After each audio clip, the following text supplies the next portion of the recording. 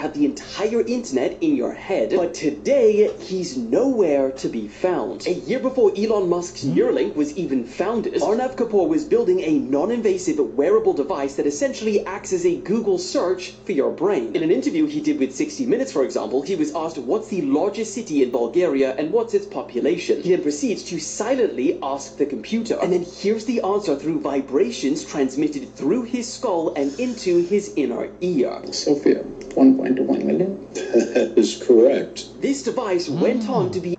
What's up, Seekers? Welcome back to the channel, man. How you guys doing? Hopefully you guys are doing all right.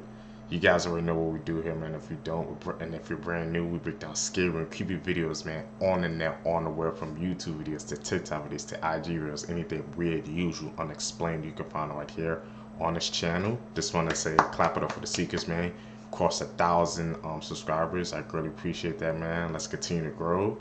You guys, we're just seeking the truth, and you guys are topping in, so I appreciate that. Let's check out this video for you guys today, man. Being an animal so vile and wild, not only did you traumatize a researcher, everything he learned about you had to be hidden from the public for almost 100 years. That's what happened to George Murray Levick. He was on an expedition in 1911 when he ran into a group of Adelie penguins. It was the largest colony on Earth, and since nobody had ever spent a whole breeding cycle there, George decided to be first. Oh, he f***ed around, and he spent 3 months finding out. What he found out was Adelie penguins are 50 shades of foul play. No pun intended, maybe. He watched the male penguins attempt to mate with literally anything, including other males, injured females, and even unsupervised penguin chicks. Nah, but what really messed him up was watching a male score with a past tense past expiration date female. Apparently penguins aren't above self-service, because he also witnessed one male get it on with an extra curvy piece of snowdrift. To completion. He was so appalled, he referred to them as hooligan cocks. And remember, this was 1911. That had to be some kind of slur. George quickly realized that if male penguins understand consent, they could not care less about it, because he reportedly watched one female that was too injured to walk try to crawl away, only for 2 hooligans to catch up to her and demoralize both her and George. I don't even know why he did this, because like, what more do you have to prove? But at one point he did an experiment where he took the frozen decapitated head of a penguin and put it on a pile of snow just to see how low the flightless felons could go. The answer was low enough. George put every messed up thing he learned in a manuscript, and the British Museum of Natural History decided history was exactly what his studies would be when they vaulted it, until it was rediscovered almost 100 years later in 2012. All that trauma, and he didn't even live to see it get published. But the worst part, these are Adelie penguins. Yep, it all adds up in the end. Nearly 58 years. That's insane, Seekers, bro. Like I said, we learn a new stuff every day watching these videos. I guess, bro, they just try to hop on anything, bro. They do not care, bro. It's in nature as well, man. It's freaking crazy, bro. And the Adelie penguins are penguins of the Madagascar, bro. That's a freaking childhood blown, bro. I'm telling you, man, bro. When we learning these facts, bro, be exposing our reality, bro. That's why our Seekers, man, we gotta be staying tuned in. We seeking the truth out here, man. Years later, police solved the cold case murder of a 9-year-old Hazleton girl. On March the 18th, 1964, Maurice Chivarella left her home to go to school. She was described as a quiet, sweet girl, and she wanted to be a nun when she grew up. Witnesses reported last seeing her at 8:10 a.m., and this is the last time they would see this little girl alive. Heartbreakingly, at around 1 p.m., her body was discovered in a coal pit. The autopsy showed that she had been SA'd and then killed.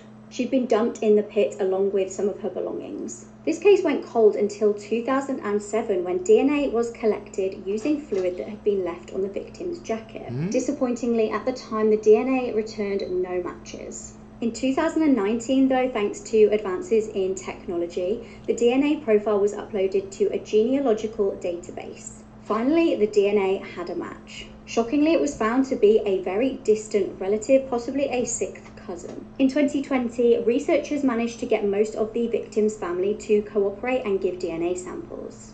The investigation found that James Fort was the suspect. He was 22 at the time of the little girl's killing. Now, he actually died in 1980 due to natural causes. However, his body was exhumed to confirm whether he was responsible for her murder. On February the 3rd, the test confirmed that his DNA was a match. This is the oldest cold case in Pennsylvania to be solved using genetic genealogy. It's crazy, bro. See, because the thing technology can do. Like I said, it's good and evil. Iqbal, who is also known as Kukri, and is one of Pakistan's worst serial killers of all time. Not much is known about his early life, but he was the 6th child of a well-off trader. He started his own business in 1978 while he was still attending college. At some point, his father had purchased 2 villas and allowed him to set up a steel recasting business inside of one of them. In December of 1999, he sent a very disturbing letter to police and local newspapers, confessing to the murders of 100 boys between the ages of 6 and 16. In his letters, he claimed that there were runaways and orphans that were living on the streets. He went into gruesome detail that he strangled them, dismembered them, dissolved them in acid, and then disposed of the remains in the river. When police searched his home, it was a blood-stained mess. They recovered the chain that he used to strangle the boys, as well as 2 vats of acid that still had bodies in them. He said in his letter that he planned to drown himself in the river, but after police combed the entire thing, they never found him. He actually ended up turning himself into the newspaper instead of the police, fearing that they would kill him. They also recovered a diary that went into grisly detail of each of his murders. He also had 3 teenage accomplices which were also arrested. Despite his confession, in court he claimed that he was innocent and the whole thing was an elaborate hoax. Over 100 witnesses showed up to the court case to testify against him and his accomplices. The judge sentenced Iqbal to die by strangulation, be dismembered into 100 pieces, and dissolved in acid, under the legal concept, an eye for an eye. Although the judge sentenced him to be executed this way, it would go against the Islamic teaching of respect for the body of the deceased. On October 8, 2001, Iqbal and his accomplice Saeed were found dead in their prison cell. They apparently ended their own lives by hanging themselves with their bed sheets, but it is speculated that they were maybe murdered. See, cause that was a damn freaking gruesome case, bro. The head that he like written that down, he had like, bro, imagine doing those freaking heinous acts, bro. He just writing it down. Thoughts in his diary after the deed was freaking done, bro. Then how you gonna get into court and to say it was a hoax? See, cause man, like I said, people like that are dangerous, bro. I ain't trying to take accountability, man, as far as freaking actions, bro. They tried to have him do the same thing what he did to his freaking victims. They tried to do to him, man. Like I said, it was an eye for an eye. Seekers, what do you guys think about that case?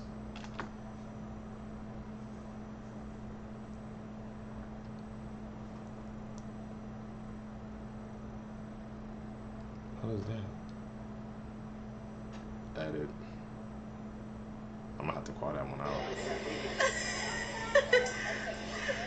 What's this polar bear doing? So there's 2 types of people. The ones that see this polar bear hyping himself up before taking a cold plunge the way we all have at one point. We've all done this. And then the ones that say it's zoochosis. And I'm not about to plant my flag one way or another, but I am going to tell you the story of Gus. Zoochosis is what can happen to an animal in captivity without proper enrichment. Eventually they develop psychosis, and one of the biggest tells is doing the same thing over and over all day, every single day. Now this is Gus. Gus was a polar bear who lived in a Central Park Zoo for 25 years. Eventually people noticed Gus swimming in the same exact figure 8 direction every day for sometimes up to 12 hours straight. So what did a zoo do? Well, other than spend $25,000 in therapy that amounts to a guy pretty much saying, that's crazy. It really be like that. Gus became the first zoo animal to ever be put on Prozac. Yeah, and they got him a jacuzzi too. Eventually the figure 8 slowed down, but they never completely stopped. Also, y'all wanna see something crazy? I'm gonna just go ahead and get this out the way. Damn. But yeah, apparently I saw Gus as a kid and didn't realize it until years later. I'm glad I did, because he passed away in 2013 after his partners Ida and Lily, and since then Central Park retired polar bears and replaced them with grizzlies. This isn't an anti-zoo video. I think zoos come with a lot of good and a lot of bad. It's just that in this case the bad led to a chronically pilled out polar bear. It's freaking crazy, bro. Freaking infected wildlife too, man. Like I said, he was the first freaking polar bear to be put on Prozac, bro.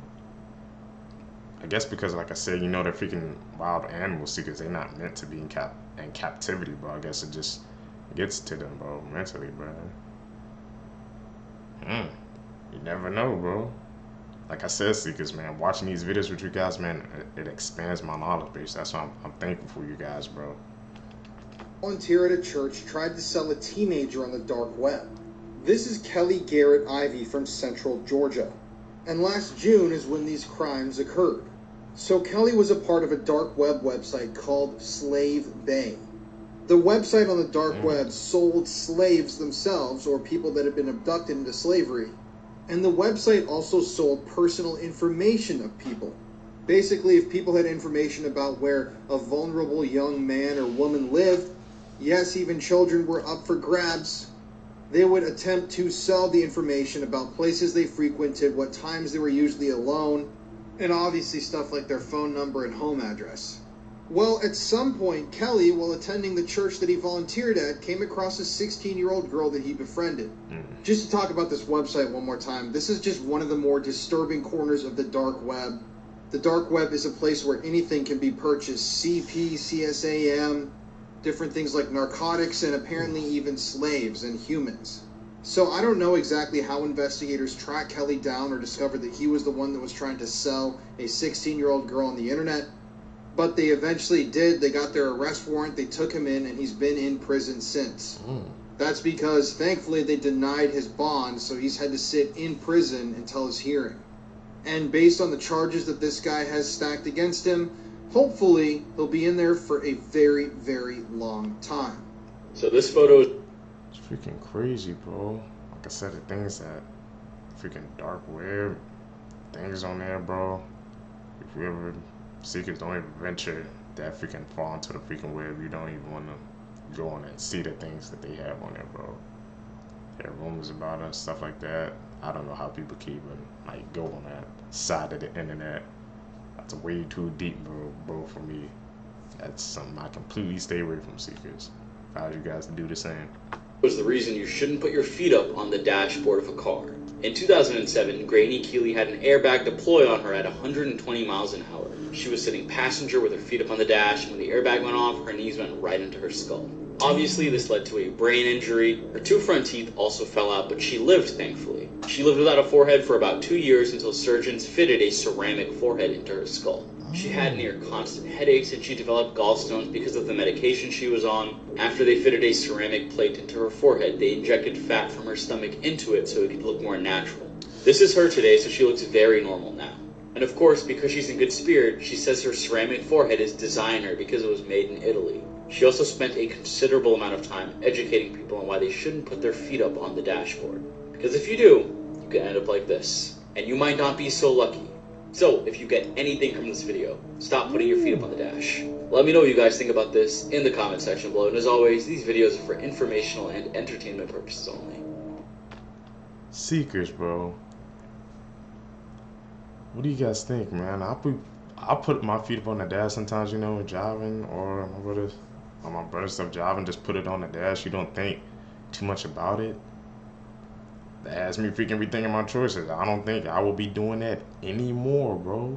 Guys saw our freaking like skull, like they said half of this it's going there to get replaced, bro. It's like, see, cause it's the little things that you don't think something like that freaking bad or something can happen, bro.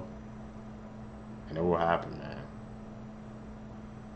See, cause how many of you guys have your freaking feet up on the freaking dashboards when y'all driving or somebody else is driving with y'all, man? I know that, like I said, I used to do that all the time. Now that I think about it, my grandparents, they used to say, like, don't put your feet on the dash and stuff like that. So maybe they were trying to warn me, bro, about stuff about happening, man.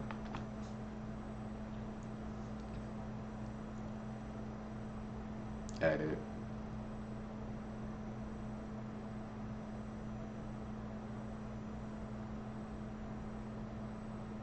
Okay, everyone needs to hear about this because it's actually wild. This is what was advertised, and this is what people turned up to. An immersive Wonka experience based on the film was advertised using AI-generated images in Glasgow, Scotland, and promised to be a journey filled with wondrous creations and enchanting surprises at every turn. I mean, I don't even know what part of the movie this is, but this was one of their enchanting surprises. They even just slapped one of their AI-generated images on the wall. The organizers said the experience would last between 45 minutes and an hour, but it actually took visitors once they arrived only 5 minutes to walk through the entire thing. And I don't even know what the hell those Oompa Loompas are cooking up, but it doesn't look legal. Eventually, the police had to be called halfway through its first day after furious families who paid £35 per person, and some drove hours to get there, started demanding refunds. I mean, I don't know if it's just me, but why do I really want to go? The dad who had What the?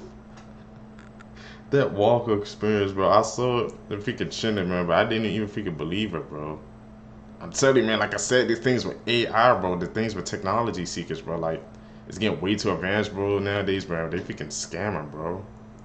Like, that those pictures they had, it made it seem like it was gonna be like a freaking experience. but it was all just a mirage and cover, bro. And then when they actually got there, they got freaking catfish, bro. It's like that freaking. You guys know that SpongeBob episode where in the Krabby Land, bro, and Mr. Krabs. You know, it had to be that fake, you know, park with the kids and crap. It was just like that episode, bro. I know you all secrets. You guys know what I'm talking about, man. Had the sleepover for his 12-year-old daughter, and despite the smoothies, there's been new details released. So the girl who managed to get away and get help for the rest of the girls says that they all knew something was going on and they all were scared. He would do things like come into the room and separate them. She said she would hug up to one girl who was scared while the other girl was just passed out.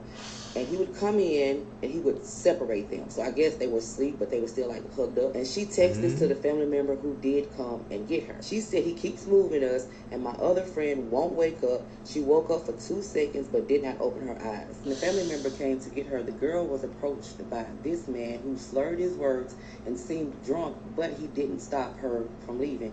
And they then went to her house to wake up her parents, and her parents went to his house, which he didn't want to open the doors, and got the other girls and took them to their parents. Now, when they made it home to their parents, one girl's mom says she had to be carried in because she was completely out of it, and the other girl's mom says she had to have help getting into the house because she couldn't walk on her own. So when they get everybody to the hospital, one girl said she don't remember nothing. She had completely blacked out, and the other girl was still slurring her words and felt woozy. Now, his wife at the time is Japanese. She didn't speak good English. He's the one that conducted everything. I don't know if the wife is the mother of his daughter who he did the sleepover for, but it says that that's the reason why he conducted everything, because she didn't speak that good of English, but now they're divorced. I can only imagine what would have happened had they not got themselves out of that situation.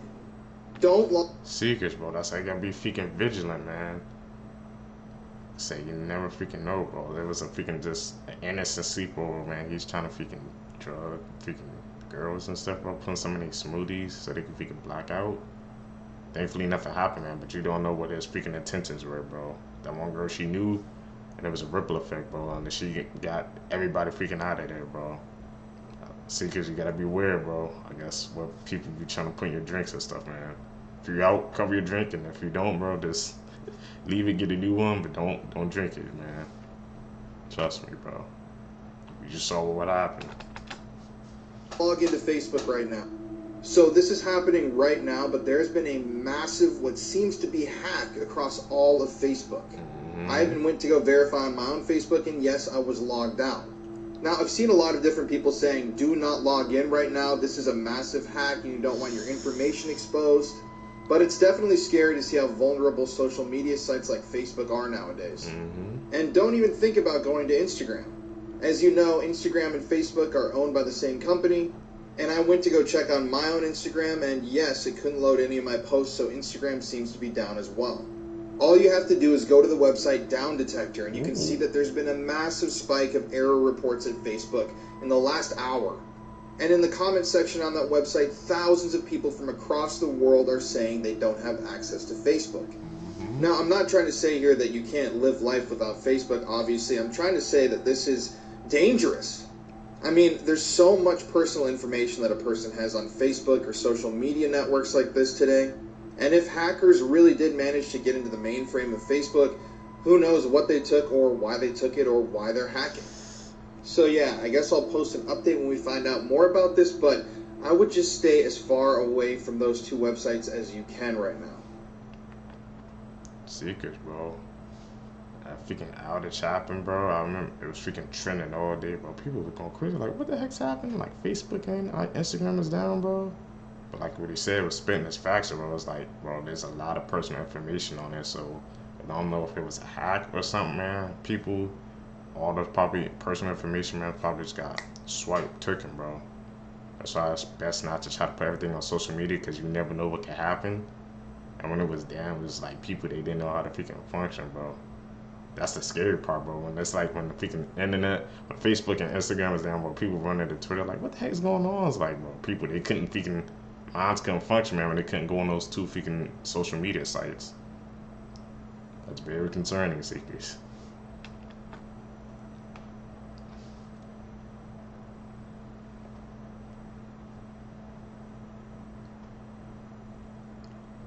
lights blinking in and out.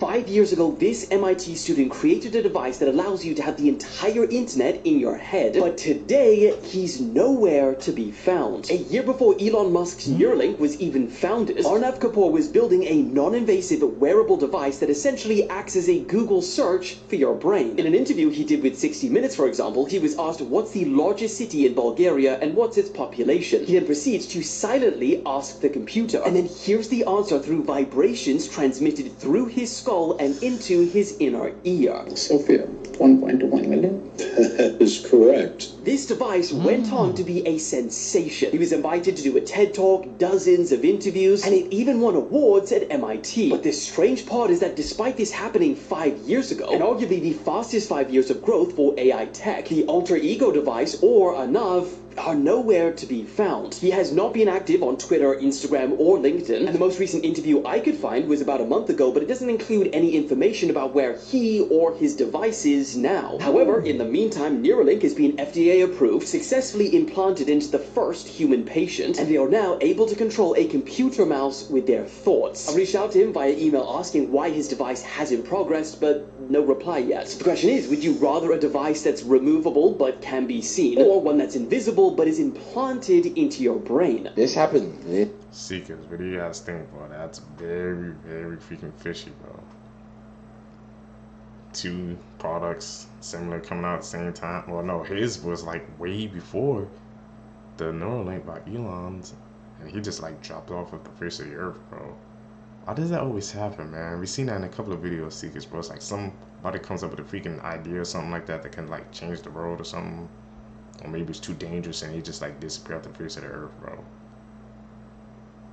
Seekers, man. I need you guys' thoughts on that one, bro. What do you guys think? That he just disappeared by himself? Something happened, something went down, bro. I told him to stop. This year, you're not even gonna believe this, bro. This girl, I think she just graduated college.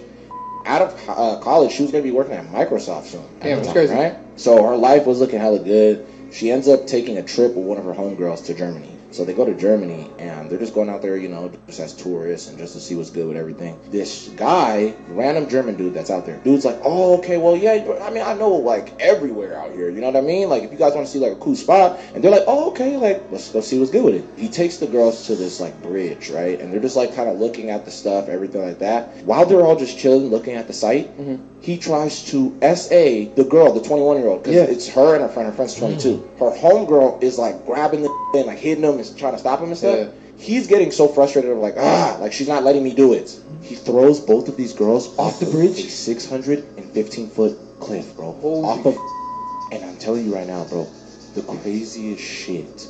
So it's now been confirmed that Madeline's mother's boyfriend had been assaulting Madeline for 2 years since she was the age of 11. And again, I'm not here to attack the mother or accuse her of any crime. I don't know. Again, like I said before, I do feel that something about her is off, her behavior is suspicious. There, as a person who unfortunately experienced abuse as a child, there are always indicators. It is extremely unlikely that this had been going on for 2 years and the mother is absolutely clueless. There are indicators of how the child behaves when the person who assaults is present or anything like that.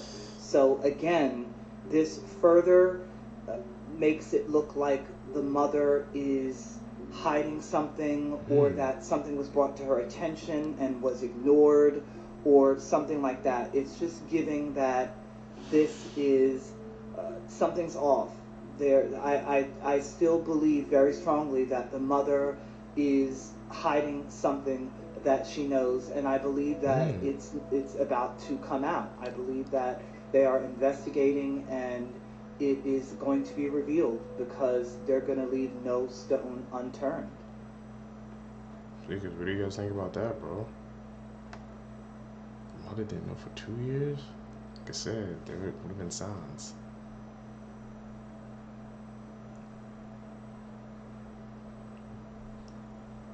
This guy is one of the worst pedophiles in world history, and this video is really gonna piss you off.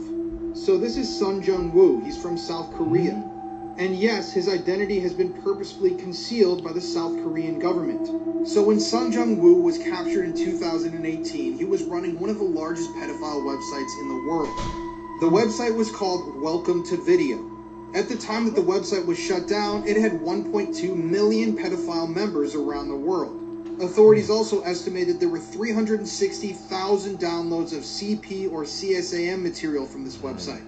Authorities also estimated that about 46% of the stuff they saw on that website they had never seen before, meaning that this guy and all of his pedophile buddies were producing this stuff exclusively.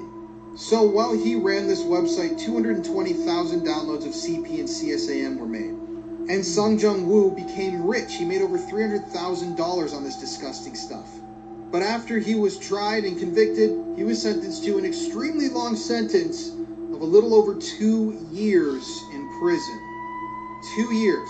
220,000 CP and CSAM downloads. A pedophile website with 1.2 million members, 2.5 almost years. He was also sentenced to another 1.5 years for some other charges, and ultimately his final sentencing added 24 months to his prison sentence because he was money laundering. So that means that this guy got less than 10 years in prison for running a pedophile website with 1.2 million members. Plus, the government has gone out of their way to protect this pedophile's identity. I mean, I literally have no words after reading about this case. I cannot believe that this is actually our reality. There are people in America serving such longer charges for drug-related crimes than this hardcore pedophile is. Oh yeah, and the United States tried to have him extradited to the US so he could face charges here and spend a significantly longer amount of time in prison, but the South Korean government denied it. This young man... No way, bro. That's what people be saying. What people be saying when they say the justice system, man, like how it needs to be fixed, bro. How the hell they did all those freaking heinous acts, man? Only got less than 10 years in jail, bro. And you were trying to freaking extradite him, bro, so he could serve more time. But the South Korean government, they denied it? What's that about, bro? They said he was doing money laundering too, so I wonder what freaking connection stuff did he have because of the money laundering stuff? Because they say he was making money off that as well, bro. What the hell, Seekers? There's something going on with that freaking government. Something has to be corrupt, bro. That case, it's a corrupt case, bro. Seekers, what do you guys think about that? Man was folded and stuck in a chimney, and this is one of the worst deaths imaginable. Explained. On May 8th, 2008 in Colorado, 18-year-old Joshua Maddox. On this day, he went for a walk, and walking through the woods was one of his favorite things to do. Except this time, he would sadly never come home, and nobody would ever see him alive again. The family filed a missing persons report, but given that he was 18 and a very adventurous person, they thought it was highly possible that he could have just picked up all of his things and moved. But it would have been very out of character for him to just leave and not say anything to his family. Fast forward 7 years later to August 2015. A property manager named Chuck Murphy was beginning the demolishing process of some cabins, and they have been abandoned for at least a decade. They were in the process of demolishing a chimney in one of the cabins, and they would find something truly disturbing that they never would have expected. Inside the chimney was a mummified human body. Dental records would then confirm that it was sadly the body of Joshua Maddox. The cabin was only a mile or two from where he lived, but this is where the story gets extremely weird. Josh was naked from the waist down and had a thin thermal shirt on, but absolutely nothing else. He was found upside down in a fetal position, his legs were above his head, and he was virtually folded in half. Based on the position he was in, they speculated that he had to go in from the top of the chimney head first. But why in the hell would anybody go into a chimney head first? Also, the chimney had a wired mesh top. Now, it was already demolished by the time they discovered the body, but the contractor swears it was there. So, how in the world did Josh get in from the top? Also, his clothes, the rest of them, were folded very neatly inside of the cabin next to the chimney. suggesting that he was already in the cabin, so what was his cause of death? They can't say for sure, but he had no physical trauma to his body at all. The coroner also said that he was likely in the chimney in that position for at least a couple of days. Completely alive, and he would have either died from dehydration, which could have taken up to a week, or possibly, but likely, hypothermia, which could have taken a couple of days. Another theory, witnesses claim they saw him with a man named Andrew Newman before his disappearance and a man who is now in prison for murder. But how would one person get Josh halfway up a chimney? Again, there was no physical trauma at all, and why was he half naked? This case is absolutely mind-blowing, and what the hell happened to Joshua Maddox? Secrets, bro. What the hell happened to him, man? Like I said, like, if he came in top first through the chimney, but how the hell did he get, like I said, from the top down? And this, he was just stuck in that position, bro, for freaking days, man. It took him that long for them people to find him, bro, because he was in the chimney. I guess nobody was checking, bro. It's a weird case, Seekers. Very weird case.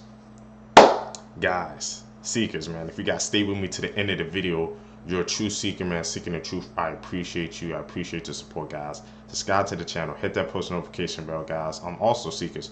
Follow me on my social medias as well, man. Trying to get my numbers up on there so you guys can connect. You guys can expand. We can find fellow Seekers, bro, on there as well. I'm just really trying to build a community of all of us together, man. So let's do that. Once again, man, thank you guys for getting me to 1,000 subscribers, guys. We're grinding. We're going to keep going, man. I appreciate you guys getting me to that mark, bro. We're really building a community, and I appreciate you guys, especially you guys who's been there in the beginning, commenting on every video. I see you guys. You guys can catch in the next one, man. Peace, Seekers.